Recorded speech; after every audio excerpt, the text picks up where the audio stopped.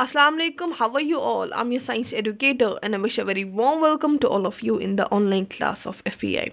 So students, moving to the same topic of our chapter, that is digestion in human beings, from the chapter nutrition in animals. So students, if you remember, हमने किस बारे में बात करी? हमने बात करी किस बारे में? एब्सॉर्प्शन एंड एसिमिलेशन के बारे में। और हमने ये भी पढ़ लिया बाकी कंपार्टमेंट्स में क्या होता है। एलिमेंट्री कैनाल के जितने भी कंपार्टमेंट्स हमने पढ़ लिए। और अब हम एक और कंपार्टमेंट के बारे में पढ़ने जा रहे हैं जो कि लार्ज इंटेस्टाइन है।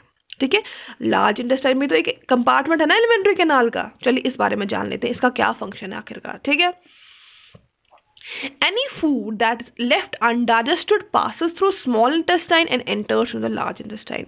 तो स्टूडेंट्स कुछ फूड जो होता है जो कि अनडाइजेस्टेड ही रहा होता है, जो कि डाइजेस्ट नहीं हो गया होता, जो कि अनडाइजेस्टेड रहा होता है। ठीक है, जो कि अनडाइजेस्टेड होता है वो क्या करता है, वो इस स्मॉल इंटेस्टाइन से लार्ज इंटेस्टाइन में चला जाता है।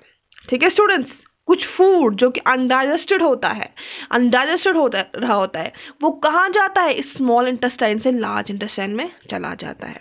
ठीक है students, tube like structure wider and shorter than small intestine 1.5 metre long. तो स्टूडेंट्स अब जो इस लार्ज इंटेस्टाइन है ये ट्यूब लाइक स्ट्रक्चर का होता है। जैसे ट्यूब का स्ट्रक्चर होता है ना, वैसे ही ट्यूब लाइक स्ट्रक्चर उसी स्ट्रक्चर का होता है। वाइडर चौड़ा होता है और छोटा होता है किससे, स्मॉल इंटेस्टाइन से, और 1.5 मीटर लॉन्ग होता है। तो आप बोलेंगे मैम आप मुझे एक बात बोलिए, अगर जो ये लार्ज इंटेस्टाइन छोटा होता है इससे स्मॉल इंटेस्टाइन से, तो इससे फिर लार्ज इंटेस्टाइन क्यों बोलते हैं? हाँ, ये आप बिल्कुल अच्छा सवाल पूछ रहे हैं भाई मैम। अगर ये लार्ज इंटेस्टाइन है तो फिर ये छोटा क्यों है स्मॉल इंटेस्टाइन से, इसको क्यों बोला जाता है ऐसे? तो स्टूडेंट्स इसका ये रीज़न है, ये जो लार्ज इंटेस्टाइन है ये क्या होता है, चौड़ा होता है, ये वाइडर होता है किससे, स्मॉल इंटेस्टाइन से, तभी इसको लार्ज इंटेस्टाइन बोलते हैं।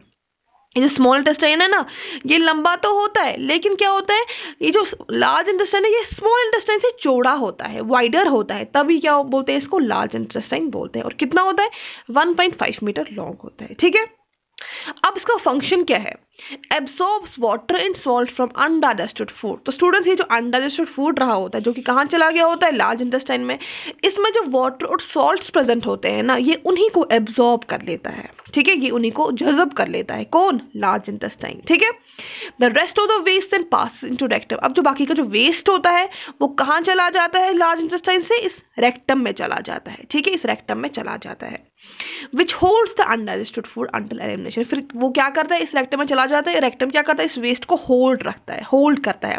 कब तक, जब तक कि हमारी बॉडी से वेस्ट निकल ना जाए। ठीक है, the waste is remove through anus from time to time. तो स्टूडेंट्स ये जो जब लगता है भाई हमारी बॉडी में इस वेस्ट को रिमूव करना है, ठीक है, क्योंकि स्टूडेंट्स अगर हमारी ये जो अनडाइजेस्टेड फूड है अगर हमारी बॉडी में रह गया तो हमारी बॉडी को हमें प्रॉब्लम हो सकती है आगे। ठीक है, तो इसलिए हमारे बॉडी से इस अनडाइजेस्टेड फूड को रिमूव करना ही होता है। ठीक है, तो क्या किया, रेक्टम में क्या हो गया, रेक्टम ने इसको होल्ड कर लिया जब तक कि हमारी बॉडी इसको रिमूव ना कर दे, हमारी बॉडी से रिमूव ना हो जाए।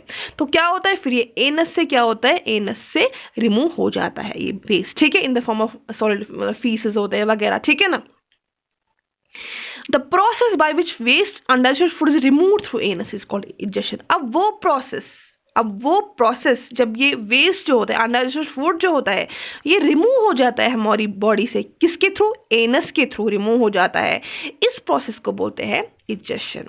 समझ गए, किसको बोलते हैं इंजेक्शन, वो प्रोसेस जबकि वेस्ट जो होता है, ये अनडाइजेस्टेड फूड जो होता है ये हमारी बॉडी से रिमूव हो जाता है, किसके थ्रू, इस एनस के थ्रू रिमूव हो जाता है, दिस इज कॉल्ड इंजेक्शन। समझ गए स्टूडेंट्स, समझ गए ना। तो ये लार्ज इंटेस्टाइन का फंक्शन आपको समझ आ गया, क्या करते हैं, हमारी जो अनडाइजेस्टेड फूड जो होता है उसमें जो वाटर एंड सॉल्ट्स होते हैं उसको एब्सॉर्ब कर लेता है।